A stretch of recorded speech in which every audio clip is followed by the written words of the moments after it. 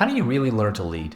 My guest today is Matt Schaubroeck, and he says it comes from the mistakes you make along the way. And of course, he should know. He built his first company from the ground up and then sold it in 2022. And in this episode, he gets real candid about the challenges of being a first-time founder, the secrets to building real team alignment, and the power of your cash flow statement to tell the true story of your business. So it's a real honest look at what it really takes. This is Freeing the Founder.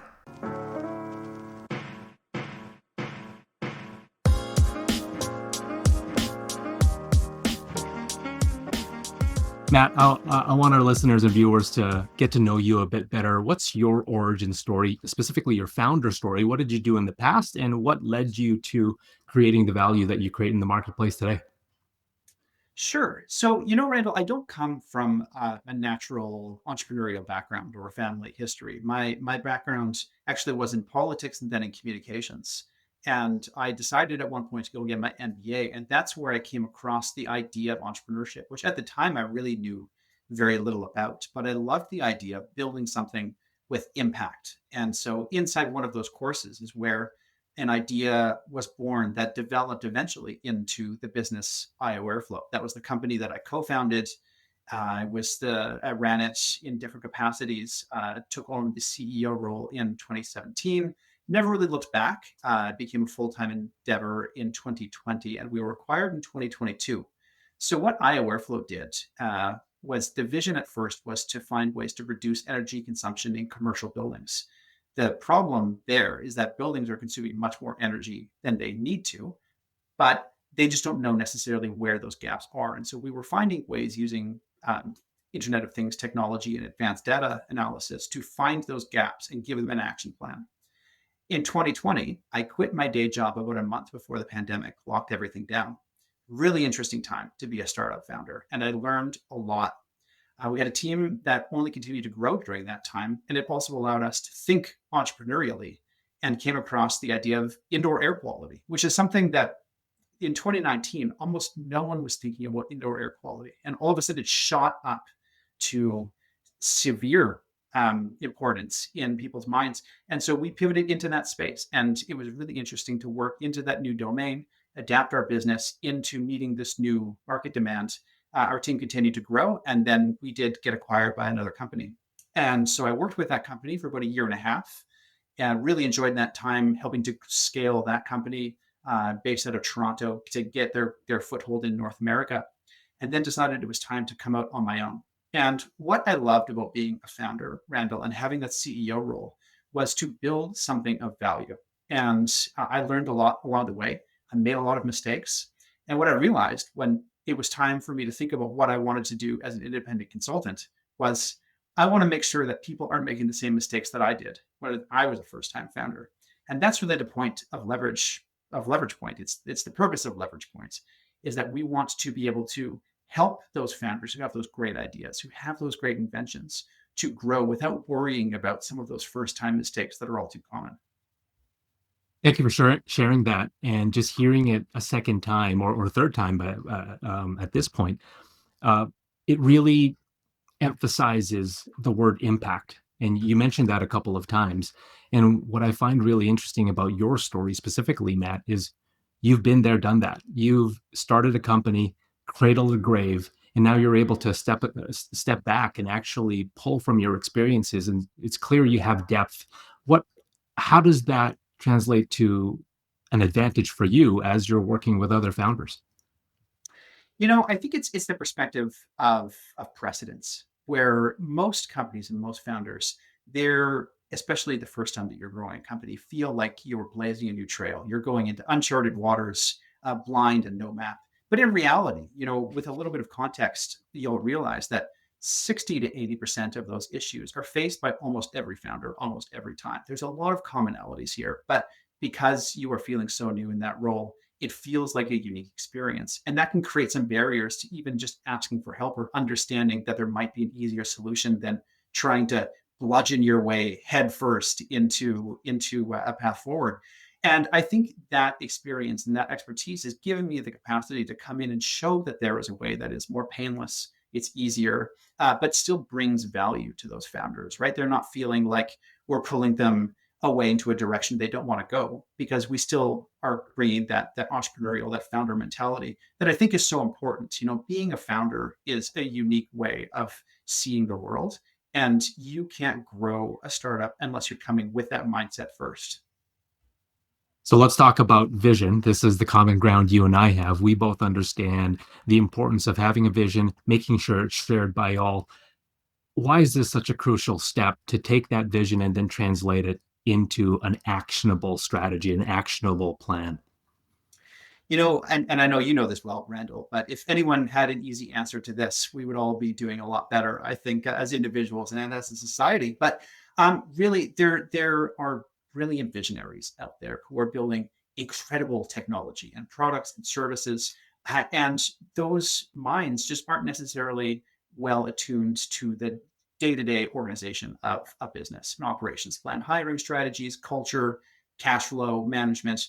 All of these things, they require that certain expertise that someone who is brilliant technician in their field, they might not be trained or might not have the confidence or even the will to want to engage in that side of the business. And so when it comes down to that vision, it can fall apart so easily if those foundational details are not being dealt with.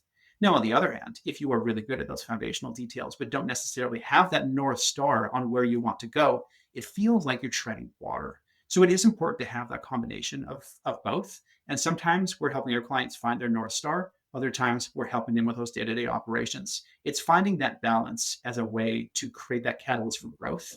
That's the success story. Was just listening to you, it made me think of an experience I had just yesterday. I belong to a mastermind group, and we were meeting just yesterday about how we were talking about very specific operational framework, and there's many of them out there.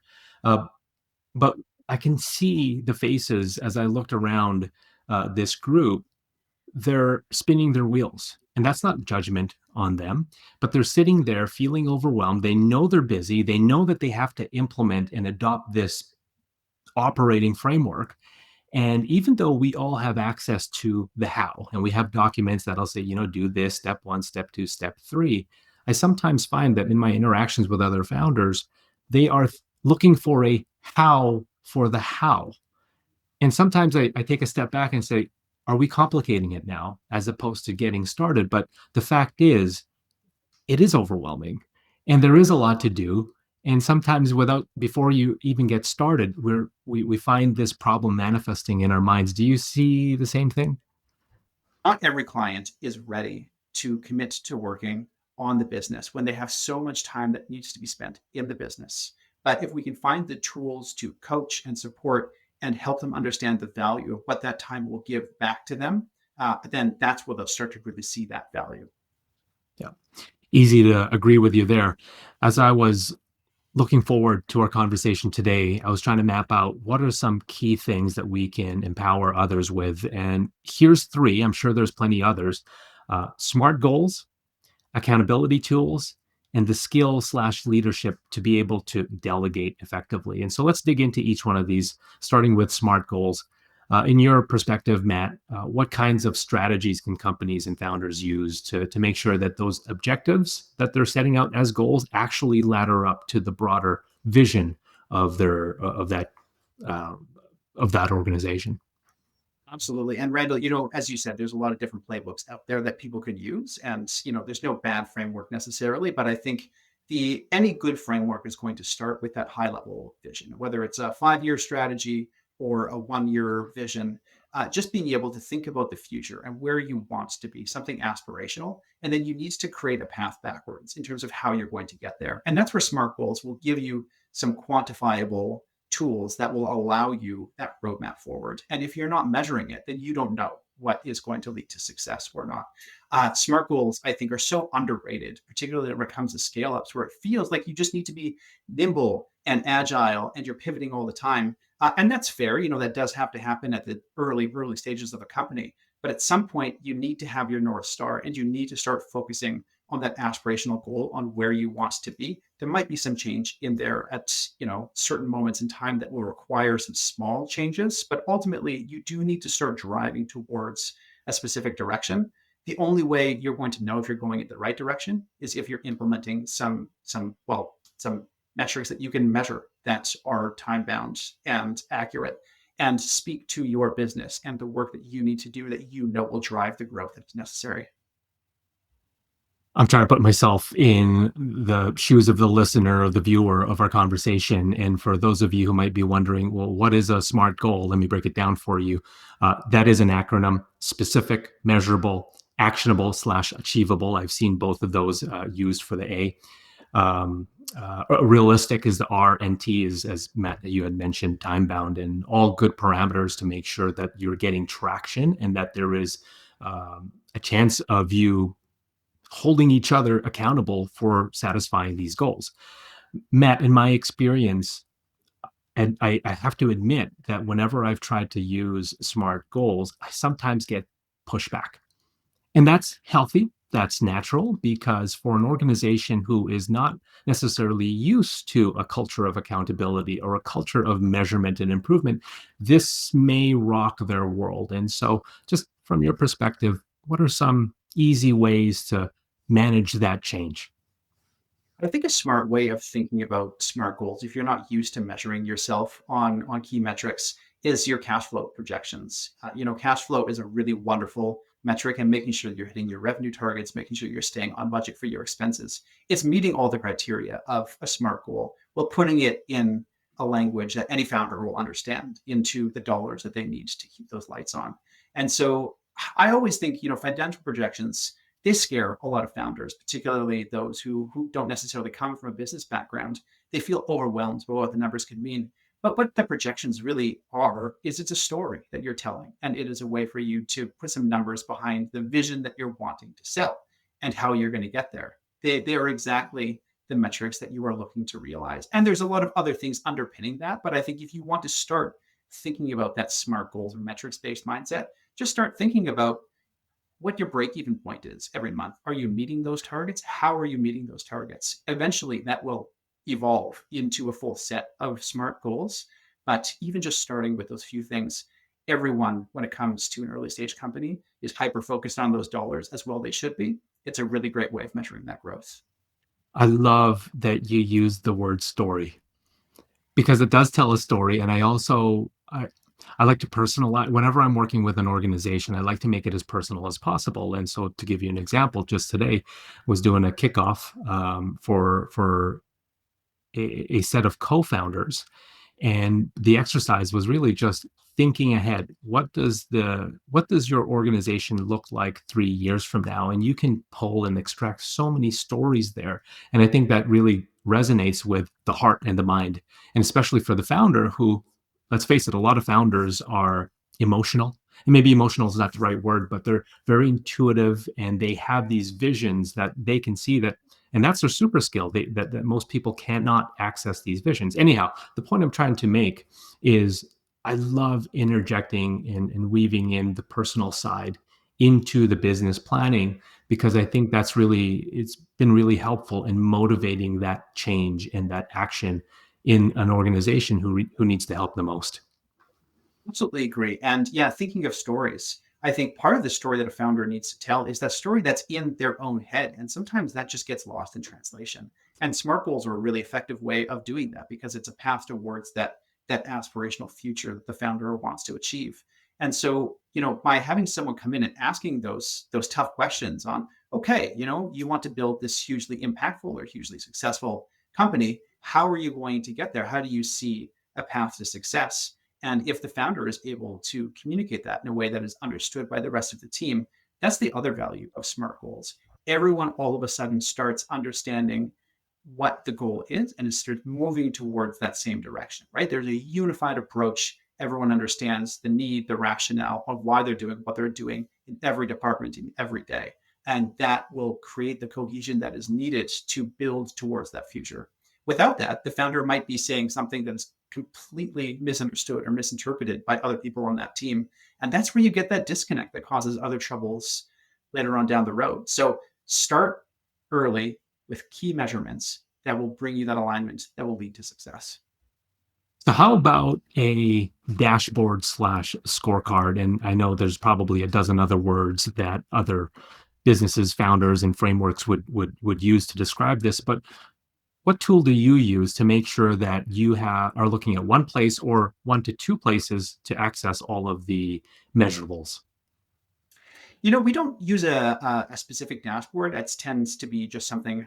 Honestly, Excel is my best friend in the early stage of a company. It's so easy to build up those metrics that you can report back on every month. I think the key there is to have regular reporting and to be honest in those measurements. It's so tempting to want to hash the numbers and to fudge things to make it look good. But really, at that early stage, if you are reporting on internal measures on a monthly or whatever regular basis, that is giving you a lot of insights into what's working and what's not, and allows you to make those small pivots where needed to achieve the success you need. If you are faking the numbers and then 6 months down the road, that small shift could turn into a much bigger crash that's going to take a lot more time and a lot more resources to fix.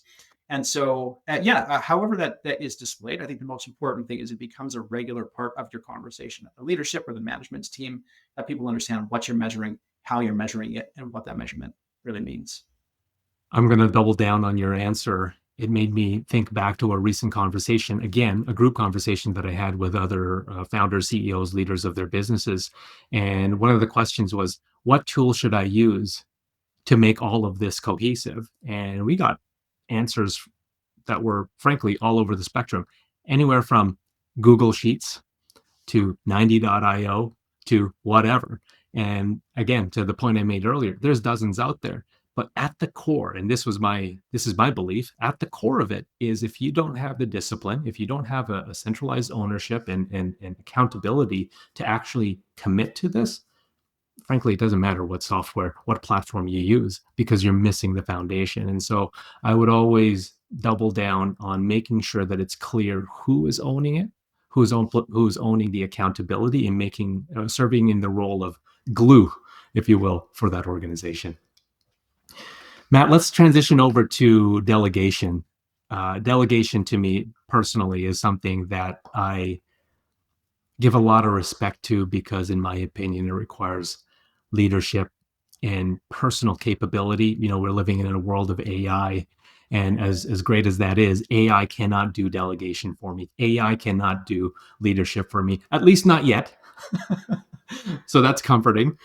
But in your experience, in your opinion, how important is delegation, and what type of dynamic have you seen to work really well inside a growing and scaling organization? I think this is such a good question, Randall, that you're asking, because it's something that I think a lot of early stage companies don't talk about enough. It is a very humbling experience as a founder to finally admit, you know what, I might not have the capacity, or I might not be the person who has the right skill set to take all of this on myself. And I know, as a first time founder, this is one of the biggest mistakes that I made. It almost comes to the point of micromanaging, where you're wanting to be involved in all parts of the business. It's doing two things. First, it's burning you out. Second, it's not letting others rise to their leadership potential. And I think at any stage of any organization, as a founder, as a leader, the best thing you can do is give your team the space to be the best versions of themselves that they can be. And delegation is a huge part of that. It is a trust exercise. And so, even though it can seem scary, even though it feels like you can do it better yourself, which is probably true at the start, delegation is a long term goal for you to have the peace of mind that this is growing past just yourself, that this is something that is becoming a team effort, that this is becoming a institutional reality. And by the way, it's also going to be the reason that you're going to be able to take vacations at some point, because otherwise you're stuck at your desk because no one else can do that job.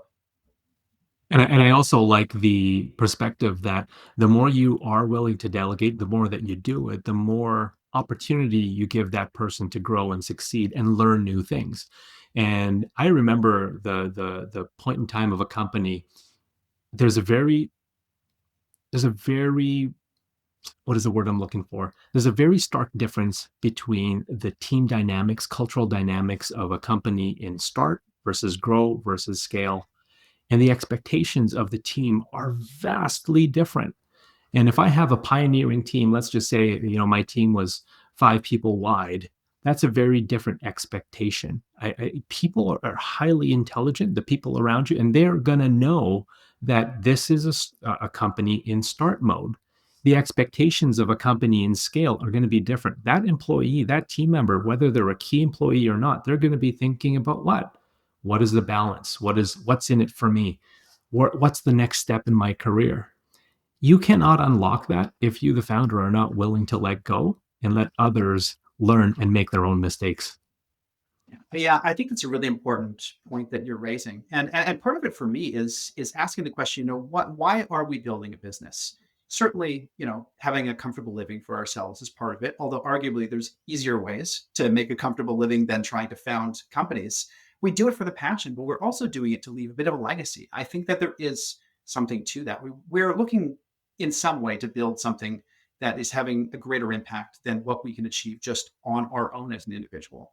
And part of that, I think, is training and mentorship and helping others to align with us in our vision of reality, but also training them up to perceive the world as we do. I think that there's something really valuable in that. There's a cultural aspects to that as well. But certainly, I just think from the operational day to day side of a business, a good leader is delegating so that that impact can grow faster than they ever could on their own. And again, it's so easy to say, well, no one's going to do it as well as I can. That very well may be true, but if you have a team of 20 people doing it 90% as good as you, that's just going to be a greater ROI overall than something that you would just have, 100% just you for the rest of your life. You're not going to achieve the scale that you really want. I love that you mentioned culture because culture is the other side of that story. There's two sides on that fence. And let's assume that in this case, in this imaginary case, the founder or founders are doing things correctly. Yes, they're hands on, they're holding themselves accountable. The buck stops with them, but they're also balancing a healthy balance of delegating and letting others succeed as well. So let's assume that is written in stone. How does that founder now develop the intuition or the criteria to assess if they have the right people on board? Could you elaborate on that or share any anecdotes?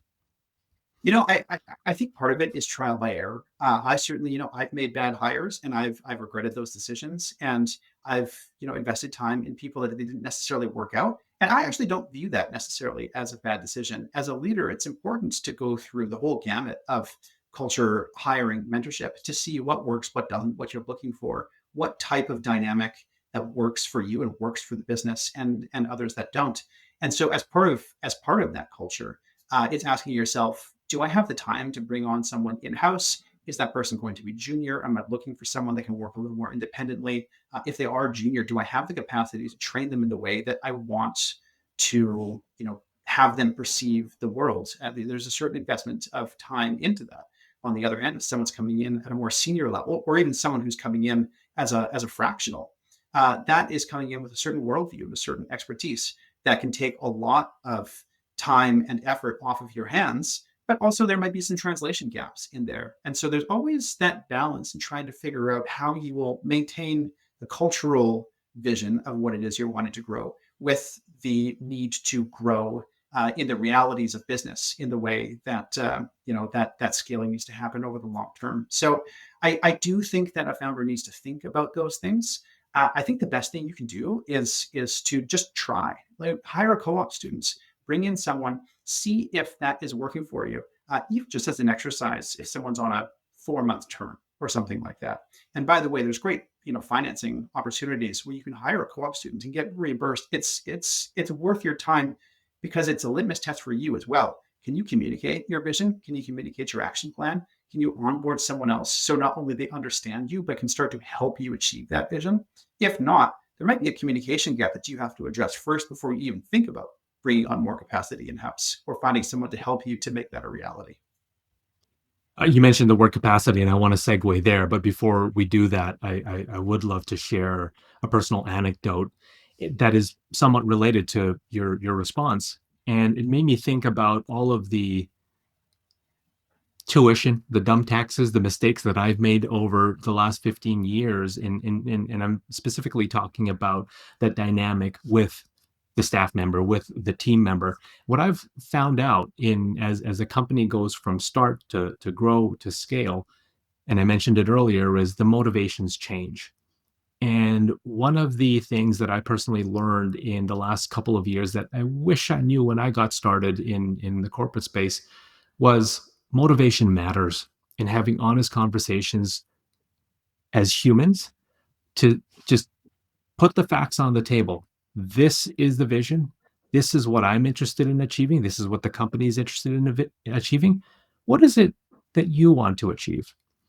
And it doesn't have to be abrasive. It doesn't have to be combative or divisive. It just can be honest. Because I believe that the best partnerships, if you will, I know that sounds cliche, but the best relationships are ones where they're win-win. And I think it's totally okay from an employer standpoint, or from a founder's standpoint, it's totally okay and healthy to have that healthy realization. I cannot achieve this for you. So if I cannot help you achieve your goals, let me do the bare minimum, and that is to support you achieve whatever it is that you want. And whether that's in this organization or another, I'm going to help you. So I put that on the table. Would love your reaction to it, but just listening to you speak, I think there is value in being human and being supportive of one another, regardless if that person stays with your organization for the long term or not. Absolutely. I love that you're bringing this up because I think again it's a humbling thing to admit that you don't necessarily, as that founder or leader, have the answers to everything. No, from my personal story, Airflow was a data intelligence company. I'm not a data analyst. I don't know how to code. I also knew very little about building science coming in. I was not a technical founder. I surrounded myself with technical people, and they were all better at their jobs than I could ever be. And that is the way that I wanted it. That was by design, because otherwise I would have had to do all this myself. So delegation as a part of that was having the data analysts give them the vision, help them understand the business side of the coin, and then work alongside them to help achieve that common goal. But ultimately, they outstripped me on any number of scientific measures. And that is what allowed the company to grow so successfully. They weren't feeling constrained or bootstrapped. They were given the time and the flexibility and the trust to move forward. And that is ultimately what led to their success. Amazing. That's my cue now to transition over to capacity, because you mentioned resources. How do you plan appropriately? And that actually was my next question. How can businesses effectively identify and prioritize the critical resources when we already know they're already feeling like they're stretched too thin? So, what are some strategies that you found to work? I think some of those strategies really start with understanding when you were just treading water or you're pushing up against a bit of a ceiling. And I think that happens several times over any organization's lifetime when they've kind of plateaued and the revenues are stable and the expenses are stable, but you understand there's an opportunity for more. The how and the what on how to achieve that growth just kind of eludes that team. And so maybe it's bringing in an outside perspective, maybe it's bringing in some fractional support or even an in-house hire, but understanding what that need is, where the gap is that is preventing that growth. If you can identify that barrier and putting some resources against it. I do think it's important though, from a resource side, to really understand what the constraint is before necessarily just throwing money in. There are unfortunately a lot of people out there who will take a founder's hard-earned cash and not give the advice that's really needed. You need to understand really what your problem is and make sure that whatever resources and support that you're bringing in, it is to solve that specific problem. So having a critical eye on the organization is really helpful. And critical can mean, understanding the block to an opportunity for growth or something that is holding you back. Either way, if you have the humility and the critical thought process to be able to identify that, that's where you'll be able to throw some dollars into something targeted that is more likely to yield an effective ROI. Highly agree with that 100%. There has been probably 3 or 4 times in my career, the last 15 years, where I can remember it like the back of my hands, where my initial reaction was throw bodies at it. But my wiser, smarter reaction or reflection was, if I don't understand what the root cause is, I'm only going to multiply and exasperate the situation. And that problem, this chaos that I'm feeling right now, is only going to multiply. And so, hands down, agree with everything that you had mentioned there. One of the keys that what was critical for me, at least, having run the shop that I ran in the last 15 years, was having a pulse and visibility to how the resources were actually being deployed, scheduled, how many hours I had, so on and so forth. Do you have any experience or insights with actually measuring the resources that you have so that you can then decide how it's used effectively? I mean, I think for resource gap identification, it comes back to those metrics. And for me, it was always the cash flow statements, right? Like, where are things plateauing? Where are expenses increasing? What is causing those to happen? And then, if that's something that we have the capacity to deal with in house, great. If not, what can we do to address that further on down the road? I think, again, you don't know what you can't measure, and so part of that, in order to identify the need, was really sitting down at a pretty regular interval and having the honest conversation about what's working. It's really easy, I think, as a startup or any organization, to have the blinders on and say everything's going great. There's no problems here, and if there's a problem, I'm just not going to say anything because I don't want to be embarrassed by it. That's going to be your biggest constraints to growth. And if you can identify something and share that with everyone else, that's when you're going to be able to identify the gap and throw some resources behind it. So measuring really, I think, goes back to those goals, and finding where the opportunities could be if only there were some resources behind it. And even if the company feels like it's plateauing, you don't have dollars, you don't feel like you have dollars to throw into a problem, take the time to do that calculation. If you're missing out on $5,000 a month because there's a barrier preventing you from unlocking, one or two additional clients, think about it in those terms. That's $60,000 a year. I think you can probably unlock a little bit of your budget for that. Very good point. My next question, I realized that earlier on in our conversation, I had put the cart before the horse when we were talking about change management. So here we are. We've talked about SMART goals, accountability tools. We've talked about delegation. At this precise point, at some point in this journey, the founder will then realize, how do I get the team on board? Mhm. And which brings us to the next subtopic, which is team alignment. Matt, in your experience, what are some best ways or the key ways that we can get the team not only on board, but really, really bought in? I am a huge fan of Simon Sinek. This idea of the golden circle, starting with why. It is a North Star. I've used that term before already in this conversation, but having that North Star helps everyone to understand what it is that we're all working towards. And everything starts from there. The leadership needs to be able to effectively and clearly communicate what the mission and vision of the organization is. Once you get to that point, you're going to be able to start to create that execution, that action plan, where everyone understands what their tasks are on a day-to-day basis, individualized to them, but also in pursuit of that broader goal. And it's so easy, I think, to become siloed as a founder, as a leader, where you have that vision, you're focused on the vision, you're talking to investors, maybe you're talking to customers or other partners, but you're not focused on the inside. And that misalignment can happen so easily. And if you're not taking the time to make sure that everyone understands where you are every step along the way, it can go off track real quick. And I'm going to double down on that again. I can think back to recent days when, back to my mastermind, we were talking about how do you establish trust within your leadership team, and it made me think about in my experience how initially we had started with only the senior leadership team or only the executive leadership team. In short order, we found out and we realized that there was a trust gap or at least a communications gap, and that's how it was manifesting. There was a lack of communication that we felt was healthy, and there just was not enough of organic, honest dialogue exchange. And so what we did was we harmonized the leadership team meetings. And again, there's a lot of operating systems there, and so no need to go into that. But just the bridging that gap and making sure that A, they were represented, and B, they felt as if they had a way to contribute and be heard. I tell you, Matt, 12 months down the road, it was as if that trust issue, that trust barrier was fully lifted. Now, did we still have room for improvement? Absolutely, because what happened 24 months down the road was absolutely wonderful. But just in that same fiscal year, for that leadership team to be able to establish that trust and the weight lifted off of it was really something remarkable. Any experiences similar to that?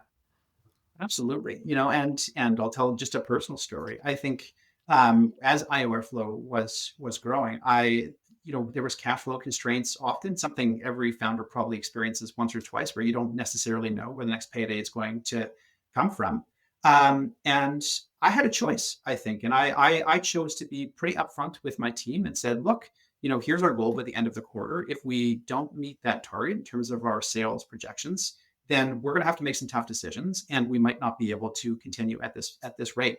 It was a hard thing. I think it put a lot of pressure on people, and you never necessarily want to have people worried about their future. It does create some stress, but at the same time, what I found in that experience was people understood what we were up against. And some of those things were within our control, some of those things were beyond our control. But at least everyone understood what we were trying to do. They understood that everyone was working as hard as they could towards that expected future.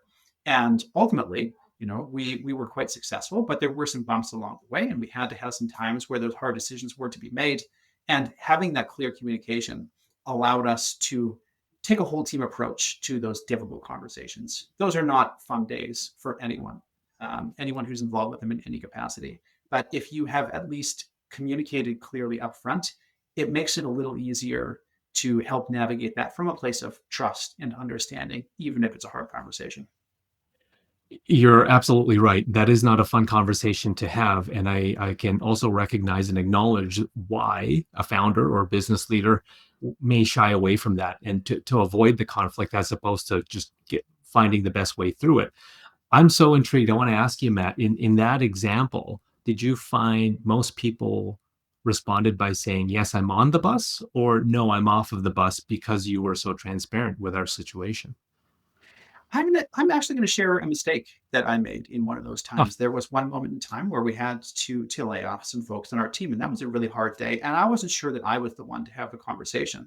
Now, I at that point hadn't been as diligent about communicating everything up front through that process. And then there are companies you can hire out there to help you with that offboarding process for employees.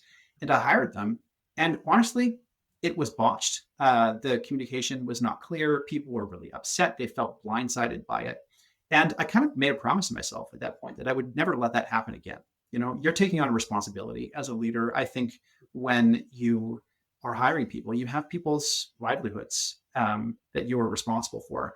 And it is important to take that seriously. And so that is where I learned the importance of having the clear communication.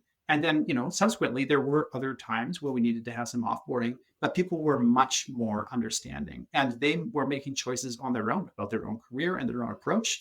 And a lot of people, they chose to stick it out, even though they knew the writing might have been on the wall. They stuck it out until the end because they believed in what might happen and they believed in the potential of the upside. And that didn't always happen in every case. And in those times, those people, they went out with their heads high and knowing they contributed to something that was really special. Even if it didn't work out the way we wanted it to work out, it still was a whole team collaborative approach. And I think that's really special.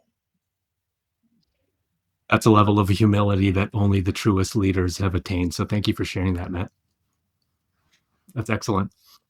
Hey, tell you what, I'm watching the clock here. Before we draw to a close, I'd love to try something fun with you. I didn't Okay. tell you about this in advance, but I'm going to call it the lightning round question. So feel free to keep your answers as brief as possible, or elaborate if you like. And so there's only five. If we get through all five, I'll be happy. If we get to one or two, great. So here we go. Number one, what's the biggest misconception people have about scaling a business? Once you have your first customer, the next 10 are easy. I like that, stealing it. If you could only give one piece of advice to a new entrepreneur, what would it be? Focus on validation first. 80% is good enough. Don't wait for 100. Absolutely agree. What's one book or resource that has profoundly influenced your approach to business? Crossing the Chasm, Jeffrey Moore, foundational book in my library. I had a feeling you would say that. What is a common mistake you see businesses make when they're trying to grow? Uh, Trying to get equity dollars rather than focusing on sales. That's making me pause. Let's dig in. focusing on equity dollars as opposed to okay, outside money, I'll give you a little more on this one. So I think please. particularly in Canada, so it's a little more of a conservative market. And in Manitoba, the investor community is quite small and not necessarily as sophisticated as we hope it will be in the future towards tech companies, understanding tech business models. And so as a result, they're a little more conservative and a little more risk averse. And so if you're trying to raise investor dollars here, one of the things they're going to be looking for is sales traction.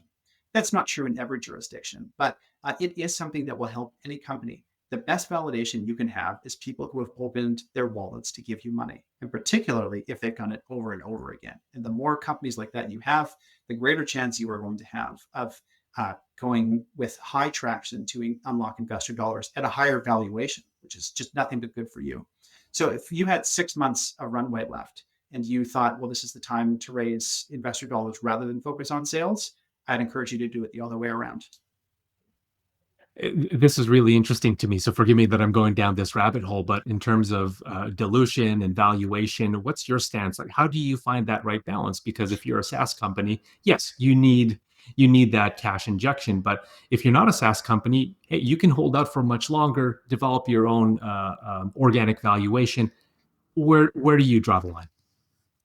Yeah, I mean, coming down to the governance and control side of valuation is something that we don't often think of. We think, right, like I'm going to raise this money. Sure, I'll only own 51% of the company or less than 50% of the company over time, but that's okay because I have the money I need. But it's not just about the money, right? An investment is a marriage. I mean, it is a legal contract in a lot of ways that is as hard to get out of as a marriage in a lot of ways.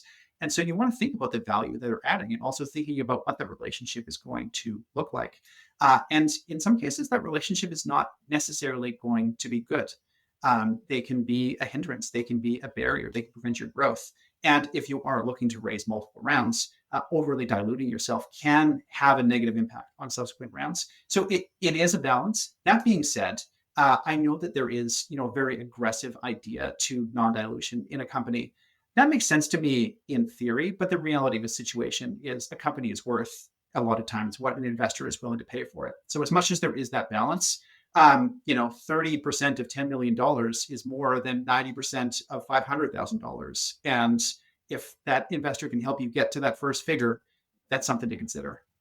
Yeah, take some chips off the table. That's great. Very good point. Because what's the point of holding out for zero? Okay, final question in this lightning round. How do you personally stay motivated, Matt? And how do you personally manage the stress of running and growing your own business? Love this question. Doing things that don't involve a screen. Running in the summer, cross country skiing in the winter. I play cello for fun. Just trying to use different parts of my brain that don't involve business plans really helps me to unwind, relax, and oh yeah, reading non-business books. Is that a thing? Really? I haven't done that in years. I'm gonna have to follow suit. And the cello one, that's a surprise for me. So I'm gonna have to take a rain check there and see bust out some tunes. I started as an adult, and you can too. Okay, thanks for the tip.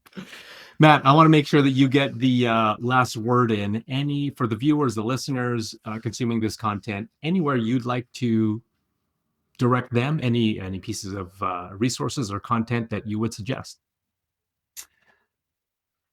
That's a great question, Randall. I think I'm not necessarily going to plug my own company here. I think we're happy where we are. But I think if you're looking to grow a business, there's great resources out there. I think some folks we talked about Jeffrey Moore, we talked about Simon Sinek. There's some really good resources out there. But I think the best thing that anyone can do in terms of wanting to grow a business is to connect with others and find a way to network. You've mentioned Mastermind Group. Finding those kind of professional networking organizations, CXO organizations, peer support. These are all ways I think that you learn so much about others and also find that you have a lot of commonalities between you as well. So wherever you are, I'm sure that a group like that exists. On the off chance it doesn't, you might be able to create one and become that center point on building a community of founders. I think that's probably one of the best ways that you will find growth. And for the listeners out there, I can tell you firsthand that Matt is speaking from a place of authenticity because as of, I don't know, 3, 4 weeks ago, Matt and I did not know each other. And so here we are doing this podcast, doing this interview. And I can tell you that every time I connect with him, I learn something new. So Matt, it has been an absolute pleasure. All the insights that you've shared, in my opinion, you've made a massive contribution. I'm going to be forever grateful and forever looking for ways to reciprocate because this cannot be the only time that we do this. I agree. I'm already looking forward to the next one. This was really fun, Randall, and I'm glad to get to know you and your methodology and your philosophy a little bit better as well. This is really excellent.